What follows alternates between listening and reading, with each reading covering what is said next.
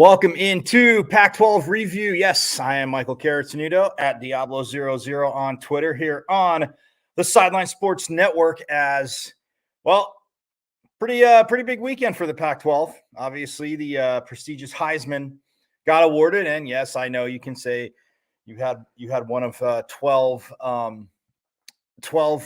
nominees from the Pac-12, but that's not true. I didn't have 12. There's a few. But Caleb Williams, definitely one of them for USC, and Caleb Williams wins the Heisman Trophy over CJ Stroud, Max Duggan, CJ Stroud of Ohio State, Max Duggan of TCU, and Stetson Bennett IV of Georgia.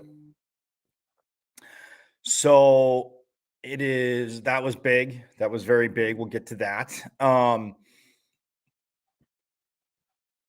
Stanford named their new coach, and it's Troy Taylor formerly now of Sacramento State. Taylor was they were just in the FCS playoffs. They got eliminated by Incarnate Word 66-63. It was an insane game, actually. I mean, when you talk about back and forth and offenses having their way, yes, most definitely. But yeah, he was has been to Sacramento State since 2019, and yes, it was an upset. They did get upset by Incarnate Word, and yeah, that was where his journey with Incarnate or with Sacramento State stopped, as he is now the head coach of Stanford. Is Troy Taylor. Taylor's 54, two-time Big Sky Conference Coach of the Year, 2019 and 2021.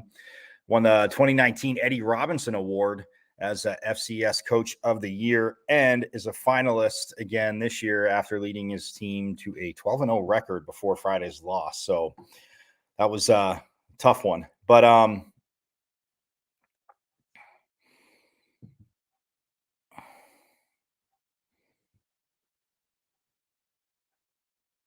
and yeah, so he takes over for David Shaw, who stepped down after a 3-9 season. Well, back-to-back 3-9 seasons for David Shaw, which again is still the winningest coach in Stanford history with a 96-54 record for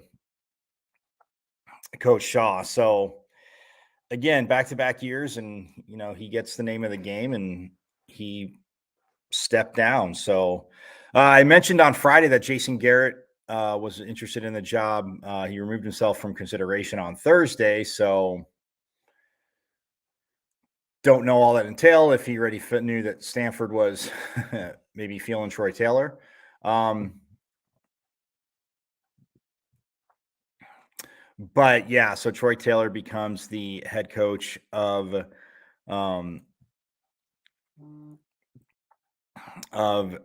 Stanford now, and I want to say he was he also coached in Utah,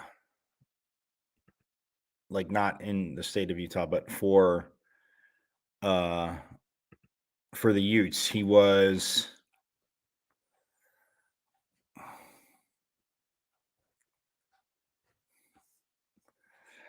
Troy Taylor. His Pac-12 ties. He was offensive coordinator and quarterbacks coach for Utah in 2017 and 2018 under Kyle Whittingham. So again, people starting to pick in the Pac-12, picking brain trusts, even though, again, 2017, 2018, but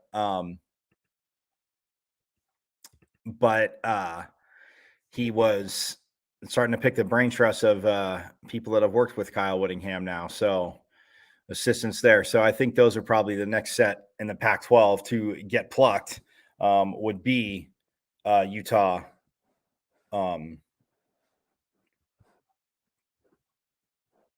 Utah coaches. But we'll see again what happens. But Kyle Whittingham, again, developed a phenomenal program, as we've seen at Utah, and what they've done since they've been in the Pac-12. Also, Yes, we do have bowl games coming up. Didn't forget that. Um,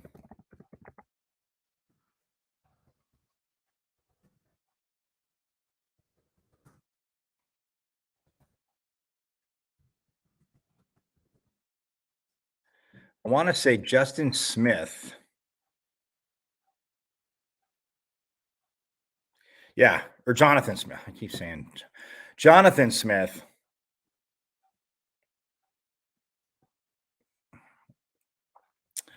Um, got an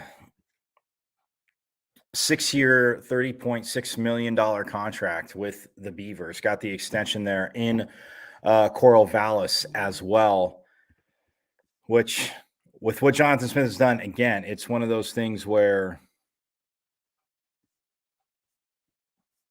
it is it is very big, but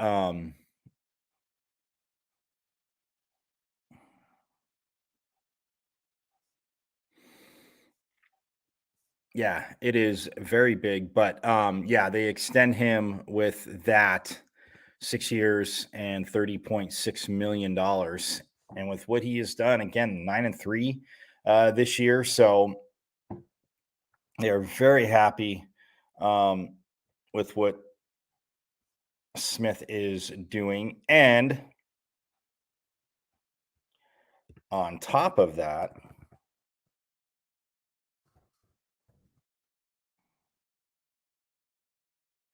um, yeah, I mean, overall, he's 25-31, but took a big chunk in the right direction of getting above 500. The 43-year-old head coach. Um, Again, getting a little bit of bump in salary. Was at 2.4 million. Now it'll be up to obviously a little bit over 5 million. So big there for Oregon State and what they've done. And to me, like I've said, it's one of those things where you find somebody that works and that can, recruit to certain cities. People say, "Oh, yeah, I mean, why would you want to be at Oregon State? It's a stepping stone job." Well, I mean, there are coaches that have had Mike Riley had a good amount of success there. Even when Dennis Erickson back in the day was up there, had good amounts of success. Coaches that win have proven that they can recruit up to there and get the type of players in to yes, compete in the Pac-12, but you can be up there if you get through conference play or at a conference play and get into conference play, that you can bring players in there that can succeed. So, and like I said, Mike Riley had a very solid tenure there and won. And like I said, I mean, Dennis Erickson, just to name those two. But for Jonathan Smith, I mean, you look at, again, pretty much doubling his salary. And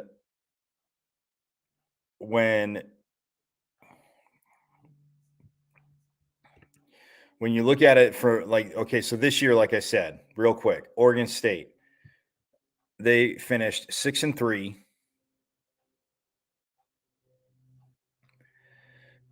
And in the Pac-12, 9-3 overall.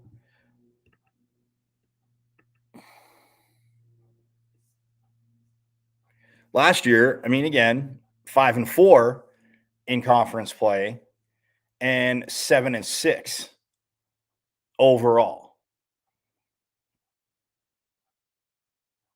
And that included the bowl game, but still, I mean, it's, you know, they're on the cusp right there. And like I said, you go from that to 9-3. And again, not that one game would influence, ADs, border regions, because they're not having overreaction and knee jerk reactions, because if they are, their stints in those jobs will be very short lived. But the huge comeback win against Oregon, bouncing Oregon out of the Pac-12 championship game, which possibly put USC out of the college football playoff, because does USC beat Oregon? Can Oregon beat SC with a Bo Nix that was, again, not mobile, getting a little bit more mobile, but not mobile, able to play, but not as mobile as he's been. And so, again, it's just, yeah, things looking up there at Oregon State. And like I said, to finish 6-3 in conference, okay, but 9-3 overall. Because they were undefeated too. Yeah, they beat Boise State. They beat Fresno State, which a lot of people that week had Fresno State taking care of them, but they held on 35-32. And then they beat, Montana State.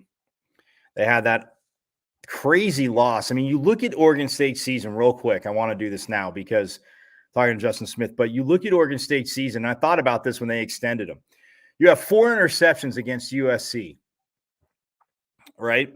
There's 4 interceptions in that game by Chance Nolan before he got hurt. And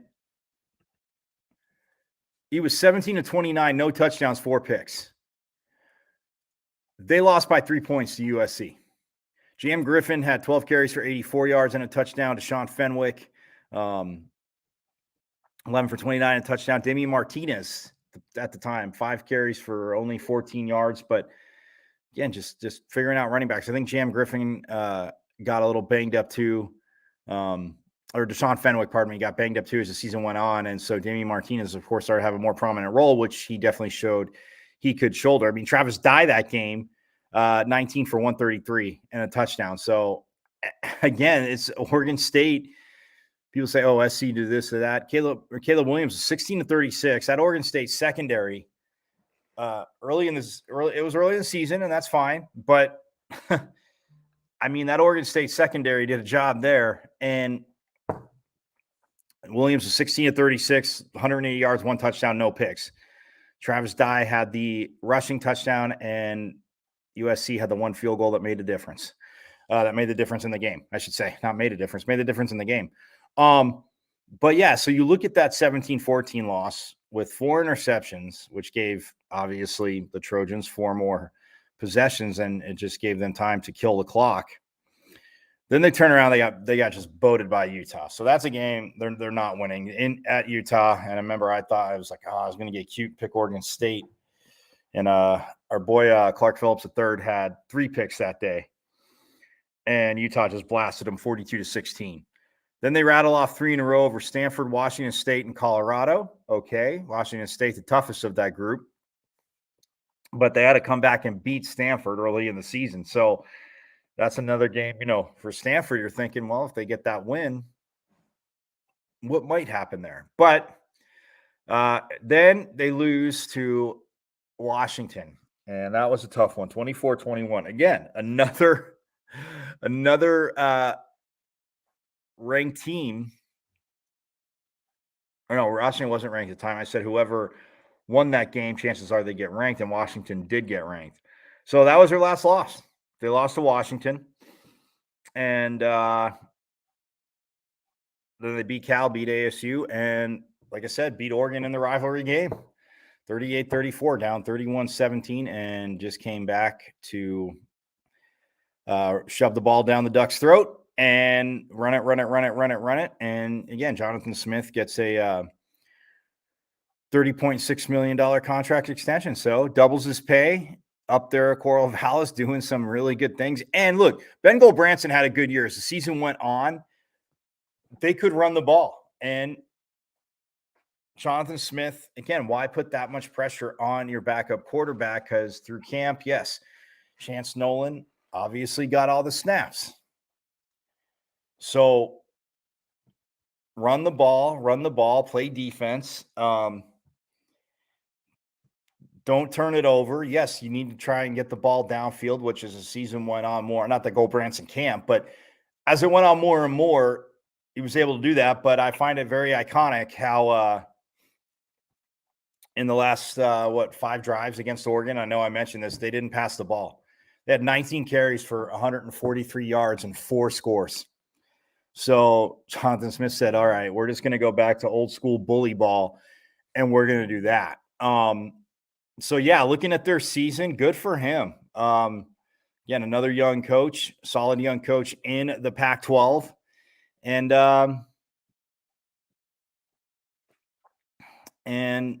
it's again, Oregon State, like I said, 6-3, hanging out right there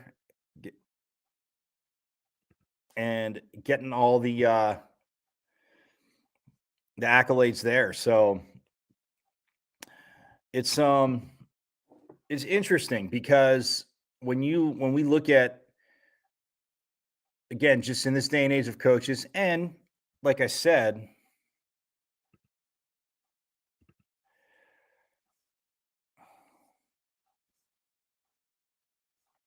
I mean, a 6-year, $30.6 million extension. So yeah, I mean, a little over $5 million a year. But from 2.4 to 5 million, like I said, you can do the math, it doubles. Yeah,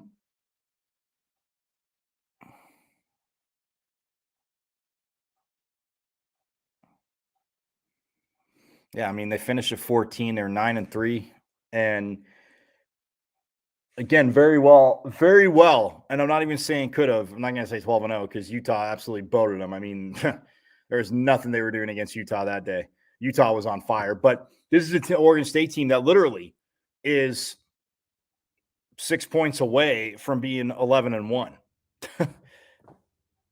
So with wins over USC and Washington. So it's no surprise to me. And I mean, in the past, I know there are teams that have had, and as the season goes along and it gets colder, everybody wants to use everybody's got to play in inclement weather, and not everybody, but again, it gets tough. It gets colder. I know later on in the season up in the Pacific Northwest, maybe a lot of you don't know, but yes, it does get a little chilly. I mean, heck, they played a day game against ASU and there was fog.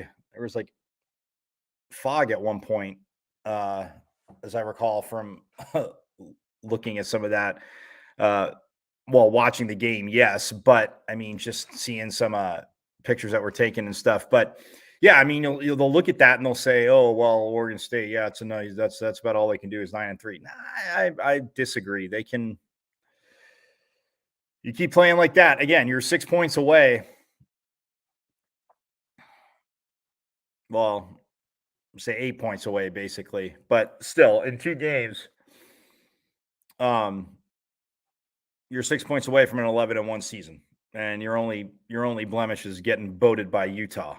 So, I mean, good for Jonathan Smith there and the Beavers. We'll step aside real quick and we will hit up. Yes, I mentioned in the beginning, but Caleb Williams, the Heisman Trophy winner. Oh man, again, a solid speech, little comedy here and there. You can tell, still a little sting, a little bitterness from not being in the college football playoff, and the other 3 are. But yeah, we'll step aside, get to that, and then get to more bowl games that Pac-12 teams are in. So we'll step aside, and I'll be back at Diablo00 on Twitter. Michael Carrithon here on Sideline Sports Network. Hit me up. Got any questions? But we'll talk Caleb Williams and the Heisman after this on Pac-12 Review.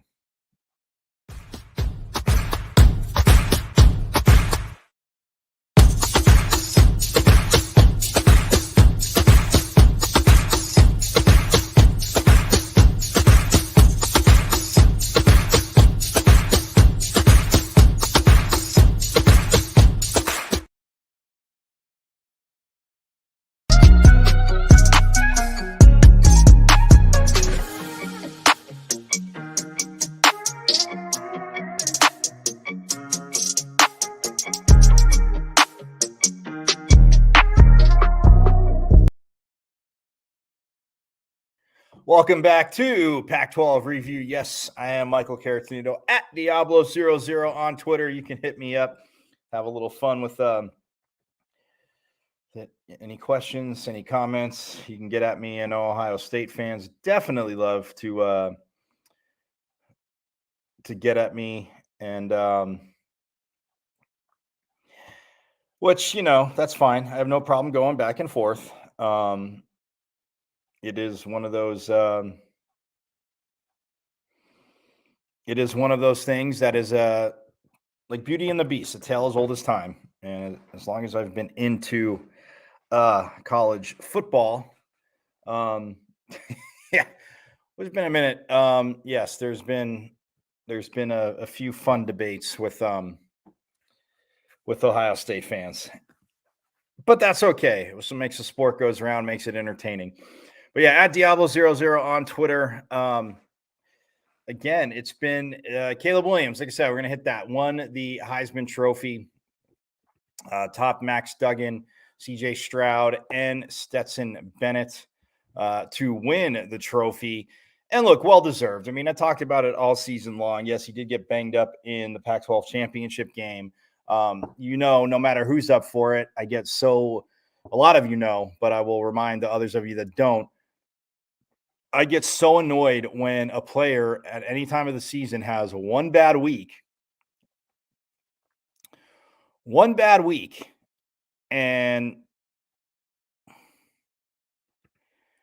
it's and they're out of the Heisman. That's it. Their Heisman campaign is over. It's football, man.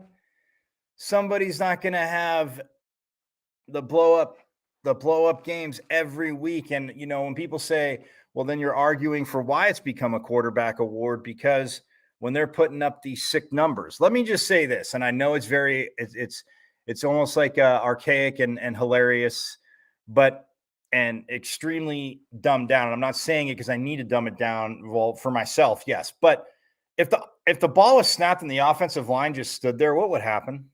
Yeah, I don't care how good the quarterback is. You're not doing anything when you're getting planted on your back. So again, yes, it is a team game. But when quarterbacks can put up just ridiculous numbers, and again, the accuracy, and I'm not even picking on the rules, but that being said, it's one of those things where when we look at it, they have the easiest way to put up the video game. Well, not the easiest path to, not way, path is the word, because they're touching the ball every play. So, yes, you need a dynamic passer. Yes, you need somebody that can,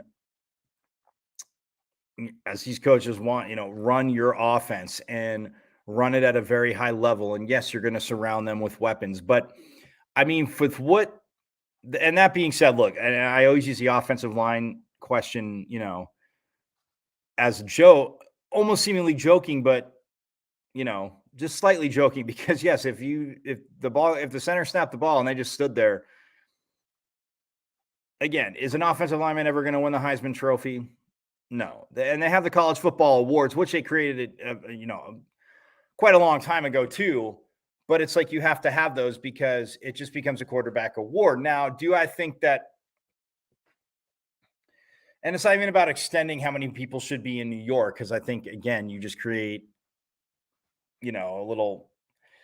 You're just sending people there to send them there, which is an honor. Okay. Would it be an honor to be up for the Heisman in New York? 150,000,000%, absolutely. But if you're just going to add numbers to put a position player in there, and then you can't. I always say this. People are like, well, what if they had to nominate? What if one person from each position had to be there? You got multiple from a position, but so say you have multiple quarterbacks, and I was like, okay, chances are of a weak side linebacker, and I'm just throwing it out there, or a weak side corner, whatever, or any team that uses a fullback, like, no, you can't. You're not watering down. It's for the best players in the country, and not that these quarterbacks aren't deserving. I'm just saying when you get some running backs like we've had this past season too, and injuries and getting banged up, that kind of puts a damper on it, I should say. But I just, yeah, parts of me is torn, because you see what these quarterbacks do, and it just becomes, oh, well, the Heisman is now becoming the best quarterback award. And I know you need a great quarterback college level, you need a very good quarterback to win, and a quarterback, like I said, that can run an offense, that can do a lot of things. But think about it, though. I mean, there are quite a few running backs this year I'm just saying this year alone, it's not a lifetime achievement award. This year, with what they did, there are quite a few running backs that that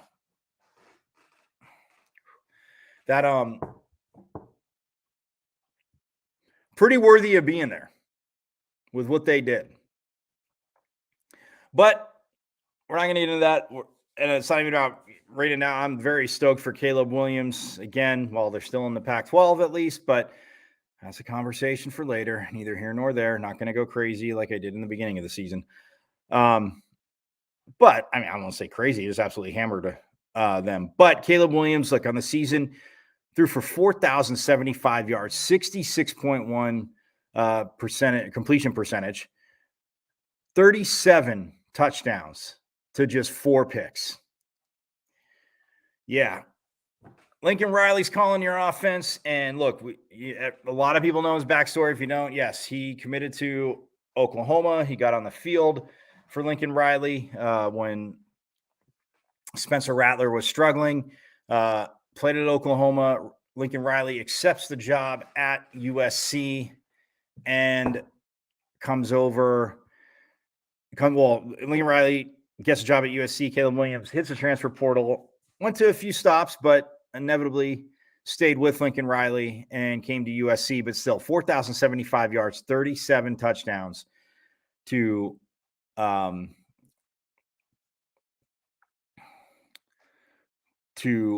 4 interceptions. And I mean, that's just insane. Like you look at that, and I mean, Michael Penix Jr., Washington quarterback, he threw for 4,354 yards this year. Kalen DeBoer, who came from Fresno State, and was able to do that. But still, I mean, 4,075 yards is phenomenal. And Michael Penix Jr. went for 4,354. But yeah, Caleb Williams is I mean, insane year. And when you look at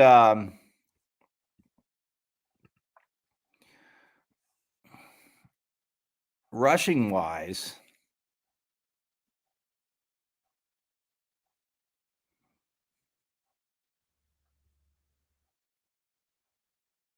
Caleb Williams rushed for 372 yards on 109 carries and had 10 more rushing touchdowns. So 57 total touchdowns for Mr. Caleb Williams this year.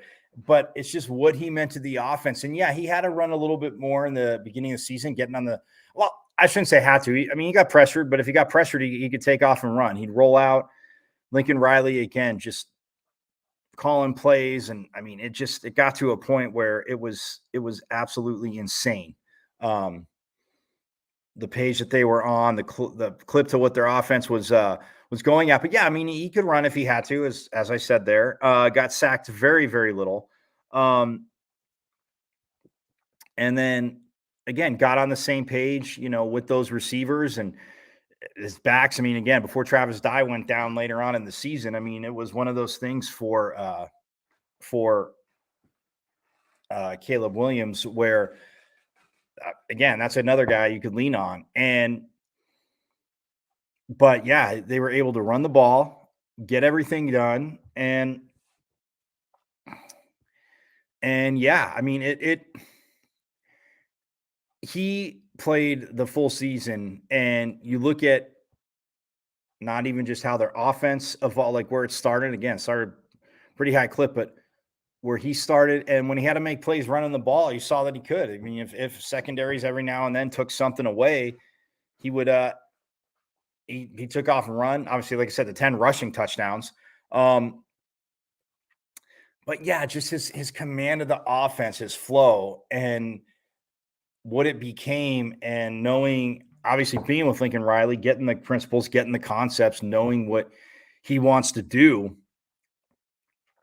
and to get it done. And, what offensively, again, what window schemes are going to look like, and the windows will have it. Look, it was perfect harmony. And like he said in his Heisman speech, again, you're going to obviously thank the university, thank the coaches, the Heisman Trust, and as you should. But yeah, I mean, yeah, he did have his offensive lineman stand up. I did bring up the O line because of that. He did have his offensive lineman stand up. Um, and knowing that is saying, and as many have said before him too, but still, it's an individual award, but you're not doing it without the team. And yes, I know people understand that, people know that, and it's big. But yeah, no, just talking about what how Coach Riley has coached him. I love this story being told, and you hear that from kids.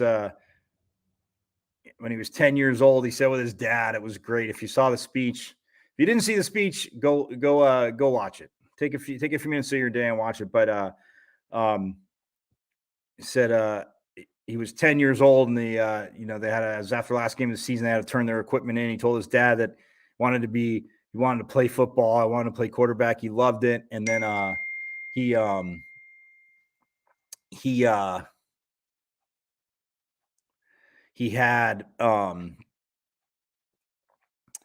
then fast forwarded, he said, losing in a national, or 4 years later, a national championship game where uh, he didn't get to play. He was told he was, too small. And then he told his dad he wanted to be a quarterback. And he said, all I'm giving you Cliff Notes ish, but it's delivered much better from him.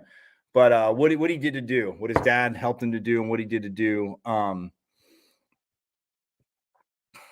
their training sessions and that, and all that. But yeah, just and the little joking I teased when he was looking, addressing CJ Stroud, Max Duggan, and Stetson Bennett.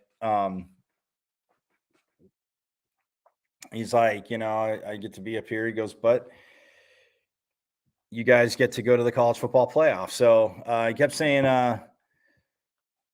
there's work's not done yet. And he touched on that, obviously, is, wants to bring home a national title to USC. But yeah, speech again, overall, they said, you can understand it. I mean, the excitement, you see the emotion in his eyes, and, he goes, and starting varsity as a freshman, his high school coach was there. And, you know, he said for the freshmen that if you have the chance to start on varsity, and or a coach that took a chance and went with a freshman, and he started as a freshman on varsity. And he said even losing the championship game as a sophomore, but thinking you could fight back and win even though you're down by 20 in the first half. And just his journey in and of itself, but it talks to obviously the work and dedication put in. But yeah, the season he had, I mean, you could just tell this young man got more relaxed. And again, not that they're not paying attention to details, but I'm saying just more relaxed in the offense. And that's why it's able to move fast and he looked comfortable. And yes, you have those receivers. And then, yeah, I mean, like I said, Travis Dye went down and they were still able to run the ball. But yeah, that Pac-12 championship game against Utah, again, I don't think it should have bounced them out of the CFP. Sorry. And actually, I'm not sorry, because I don't think it should have bounced them out of the college football playoff. Because, like I said, for those of you that didn't see it last week, when I connected the dots, said USC's 2 losses are to Utah, right? Utah lost 3 games, 1 to Florida, who's 6-6. Okay. SEC team, though. So SEC fans, tread lightly when you speak, because you'd be speaking out of both sides of your mouth, I'm guessing. And not even ones, I'm not just saying Florida fans, I'm just saying SEC fans in general, because you'd be speaking on both sides of your mouth. So Utah's 3 losses, Florida, a ranked UCLA team on the road. So there, and then a ranked Oregon team again on the road up in Eugene by 3 points, mind you not. So I can easily say that Utah's 3 losses are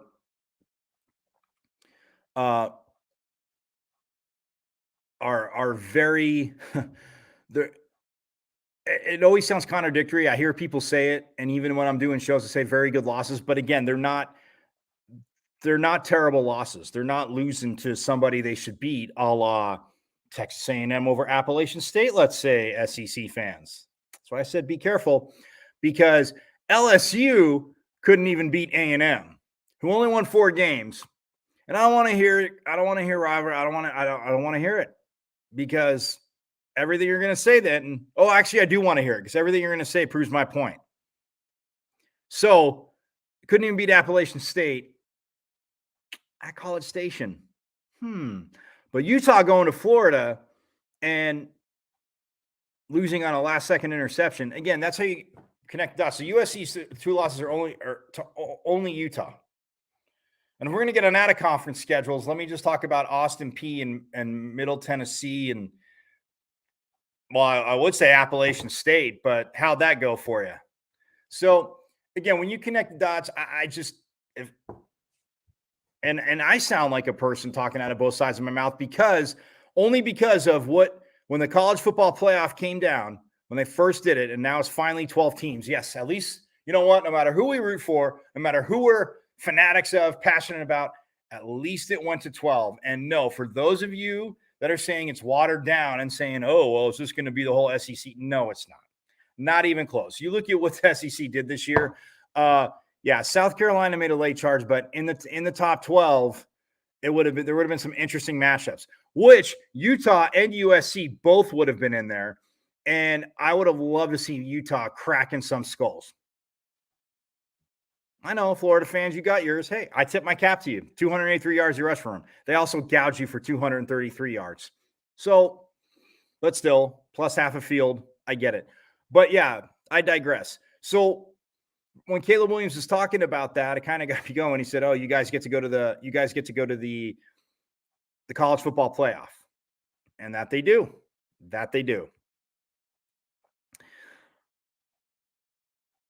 But for me, it's frustrating. Or no, well, it's the Heisman again. And, oh, by the way, it's USC's 8th time. They are now, and that includes Reggie Bush, whatever. They stripped him. Guess what? Yeah, and it sucked, and I get it, and blah, blah, blah. But nonetheless, that's still 8 Heismans for USC. I don't mean blah, blah, blah, because look, yes, there were rules broken. It was a mess, and Reggie Bush got stripped of his Heisman, which he shouldn't have. He's still the best player in the country. And, you didn't give it to the runner-up, because guess what? There was no Reggie Bush. He was disgusting. You saw it. The money thing had nothing to do with his dominance on the field and what he was. But to say the least, still the 8th time for USC having a Heisman Trophy winner, which is the most weird coming from a Pac-12 school. But anyway, I say that with sarcastically and with a smile. No, but yeah, I mean, it's to me, no surprise that he got there. And again, if Bo Nix didn't get banged up, I wonder. And yeah, they would have. Chances are, Bo Nix, and that's not why they lost to Oregon State. Oregon State, like I said, they had a 31-17 lead and couldn't hold on to it. So in the 4th quarter. So yeah, but for Caleb Williams, look, this young man, I touted him all year saying he definitely is on that Heisman list after one bad game. And not that he had his bad game would have been that Oregon State game in the beginning of the season. That would have been his bad game. Beginning of conference play, early in the season, I should say. But yeah, I mean, what a phenomenal year. And the kid, I mean, like I said, he gets it. His road, his speech, everything was absolutely phenomenal. How he said it, how he handled it, and you could see, the emotion. But and yeah, side note, by the way, it's kind of a long side note-ish in a way, but yeah, there's not going to be another 5-star quarterback that wants to play for anybody else except for Lincoln Riley, because there's a good chance you're going to be competing for a national title. But there's also a very, very high chance that you work with him, you will win a Heisman.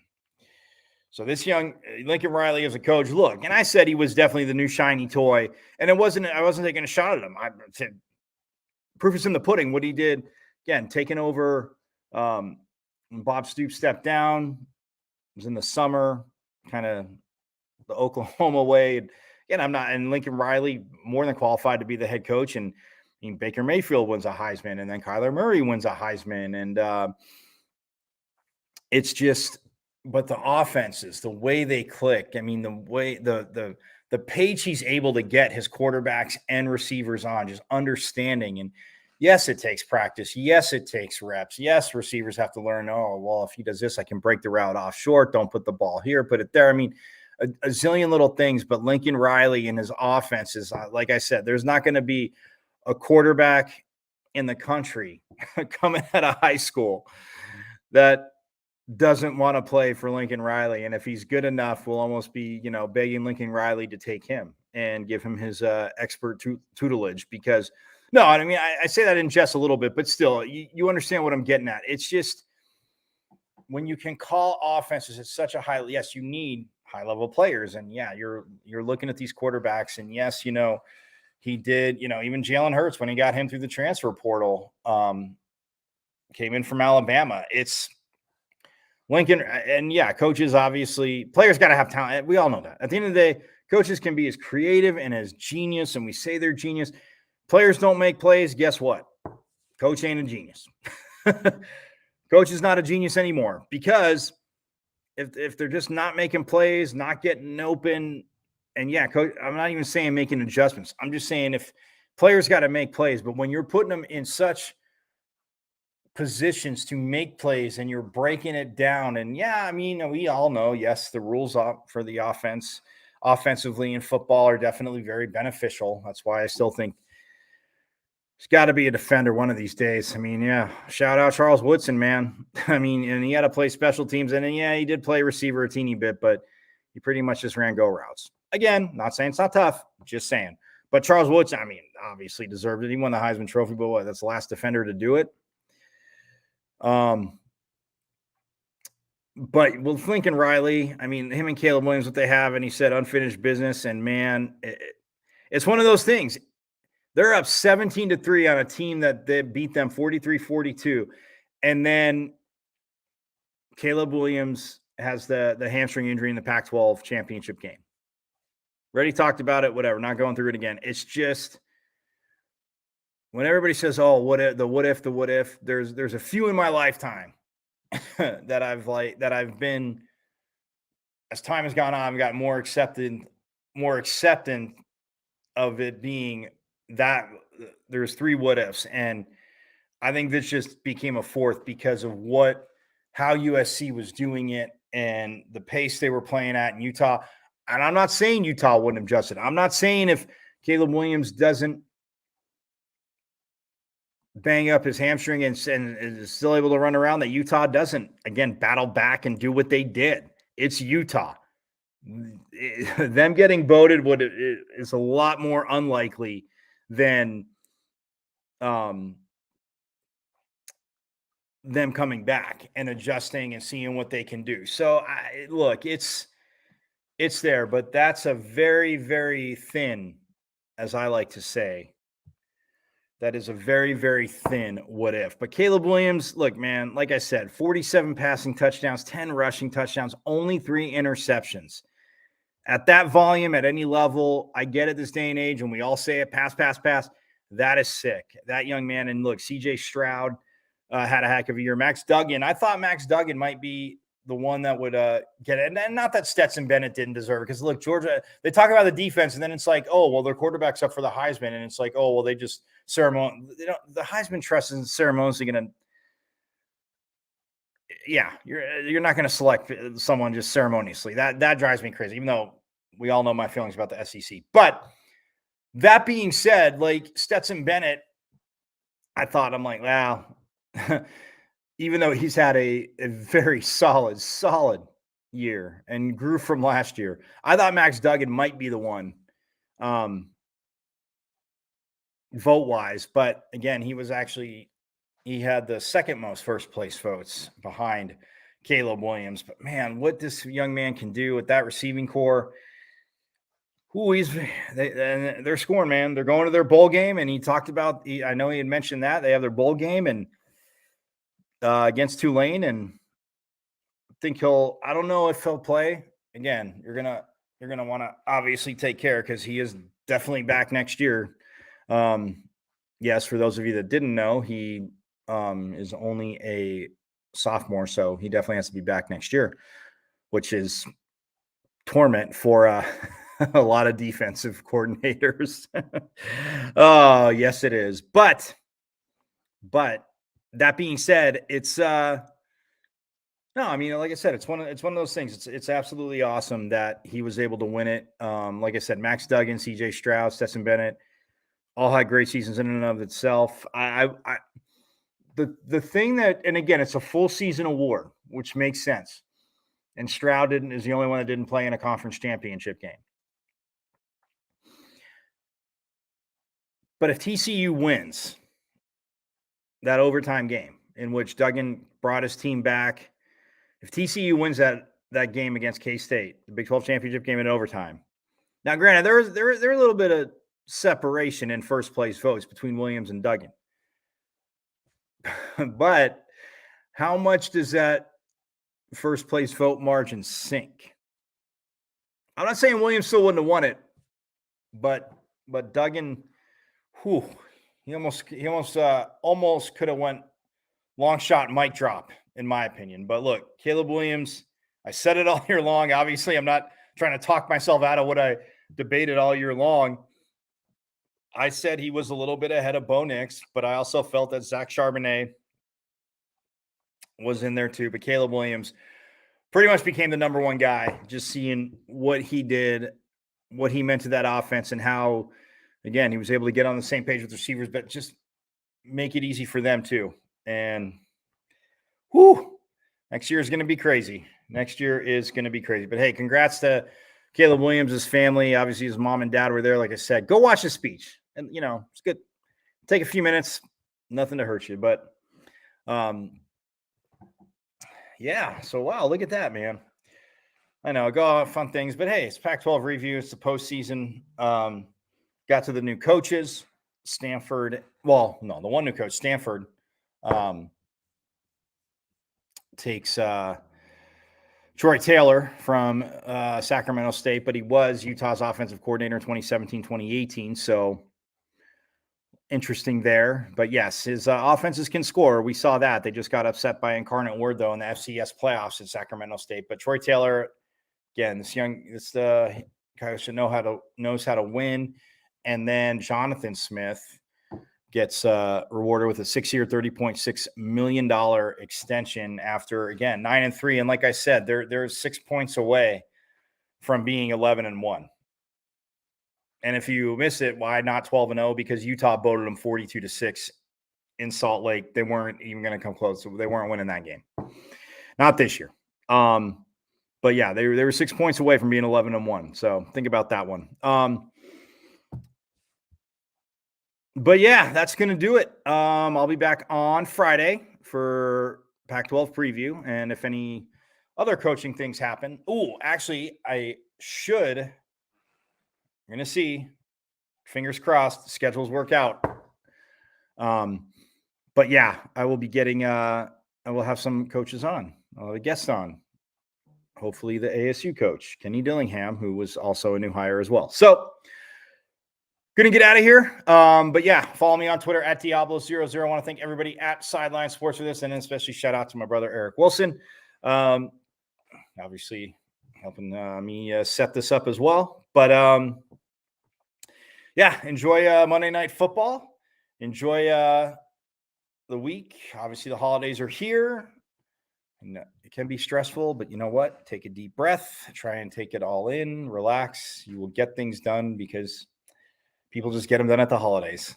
But yeah, enjoy the week, and I will see you Friday for, like I said, Pac-12 preview. And as I always like to say, you see the pitchfork there, but forks up. All right, I'm out of here. See you Friday.